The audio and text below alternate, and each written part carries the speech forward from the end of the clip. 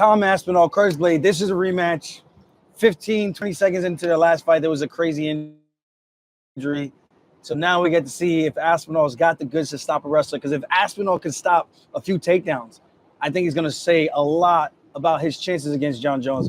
So for me, I think there's more riding on this for Aspinall, because if he loses to a wrestler, then it's going to be like, oh, well, you lost to Curtis Blaydes. What would have Jon done to this guy? You know, so that's what it would be if he does lose to Curtis Blaydes, if he does get taken down by Curtis Blaydes. But again, Curtis Blaydes, like Bilal Muhammad, has shown a new wrinkle to his game. That vicious ground and pound that he used against his last opponent, I can't remember the guy's name, but he beat him down, showed some brutal ground and pound, and who knows?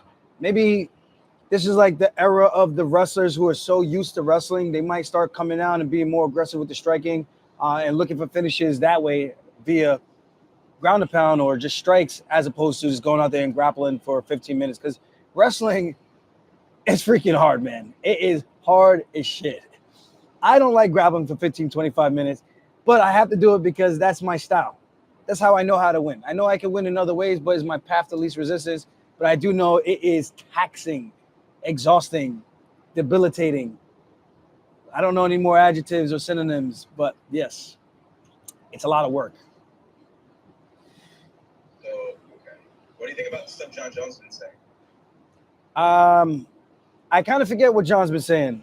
So I know he's been tweeting a lot. I know he's been talking about the Cyril Gane. That's what people said about Cyril Gane against him. Well, basically, the 15 million thing? I saw that. That's not it. I didn't even hear about that. Yeah, someone screenshotted some DMs. It could be completely Photoshop. They were making fun of him or poking fun at him, trying to say that Jon is kind of going against his legacy for whatever reason. Like he should be fighting Tom, but instead he's doing this. And people can't wait for him to leave and just get out of the division. I think that's pretty stupid to say. But then Jon said he had guaranteed 15 M's on the table, so he's going to fight Stipe and get his 15 M's. And I got to say, if I got 15 M's on the table, brother, this is not even a conversation. I'm going to take care of my family and set everybody up for life. So I'm going to take my 15 M's all the way to the bank. And then after that fight, which is very winnable for Jones, obviously, Stipe may be the GOAT in terms of history, but in terms of age right now, I think Jon's got that on his side. I think the overall skill set ability in terms of athletic build, flexibility, I think Jon might have more tools in his arsenal than Stipe right now, respectfully. But we all know Stipe can crack, and if he puts one on Jon's chin, that can be the fight. With that said, I'm taking my 15 M's, so I don't fault Jon for that. Now that he disclosed that, I ain't mad at you, brother. I ain't mad at you. Get your money, King. I don't know. I mean, heavyweight, we heard about Francis Ngannou. He was supposed to get like $8 million guaranteed to fight Jon if they had fought or whatnot. So who knows? There could be some serious money on the table for him and Stipe. It's a big heavyweight fight. And if that is the case, I do not fault Jon one bit, because I don't think Aspinall gets him that payday.